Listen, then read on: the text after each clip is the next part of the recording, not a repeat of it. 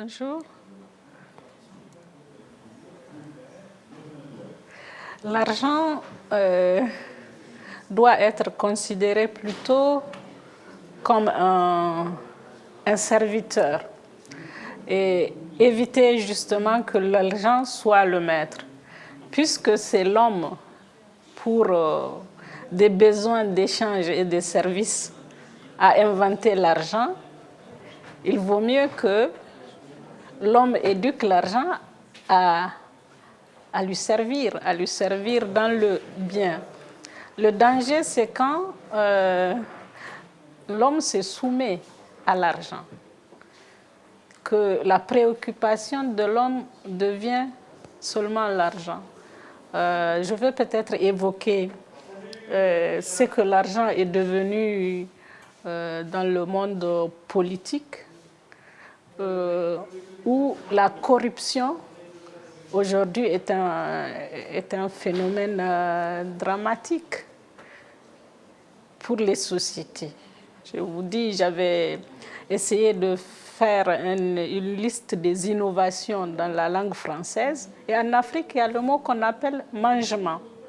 Le mangement est un mot du vocabulaire moderne politique, où les politiciens, au lieu de travailler à servir le peuple pour lequel ils se font élire, préfèrent plutôt se servir eux-mêmes, oubliant leurs devoirs.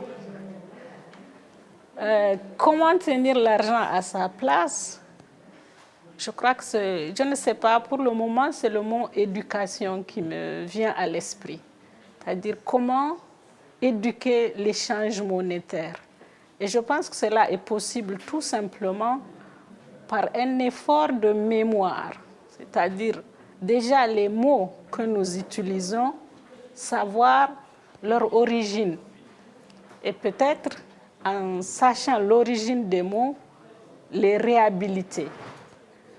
Tout ce qui a trait à l'argent et au commerce a trait aussi à la vie courante et à la vie quotidienne des hommes.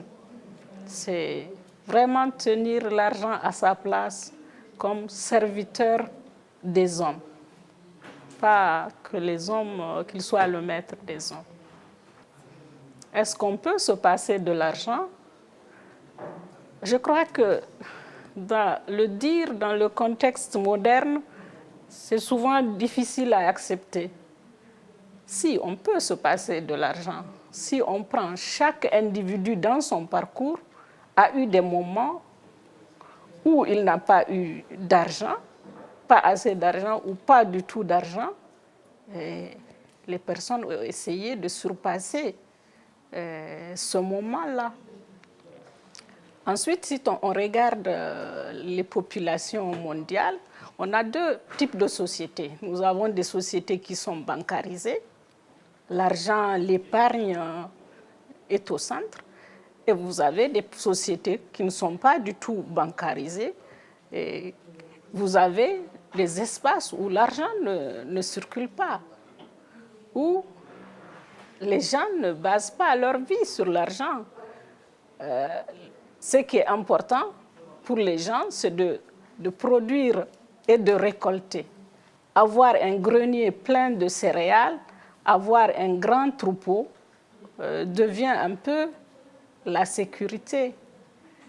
Parce que ces produits naturels peuvent vous procurer de l'argent dont vous avez besoin, le minimum pour se vêtir, le minimum pour se loger. Mais on peut se passer de l'argent de manière que l'argent ne devienne pas obsessionnel, que l'argent serve juste pour des besoins ponctuels, mais que ça ne devienne pas une obsession. Et si vraiment on fait des statistiques sérieuses, on verra peut-être qu'une bonne partie de l'humanité vit sans argent.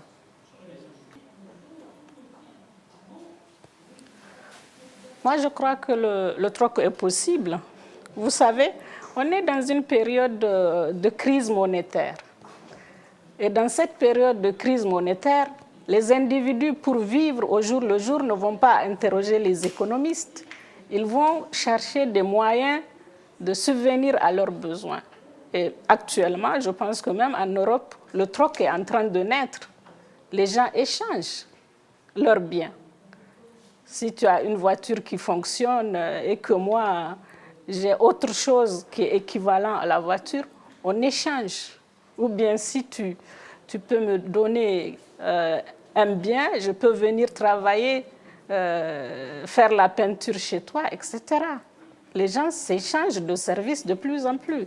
Et plus l'argent va manquer, plus ces systèmes de troc, ils ne vont pas remplacer l'argent à grande échelle, mais ça va être pour les individus un moyen ponctuel, en tout cas, de résoudre leurs problèmes. Merci à vous.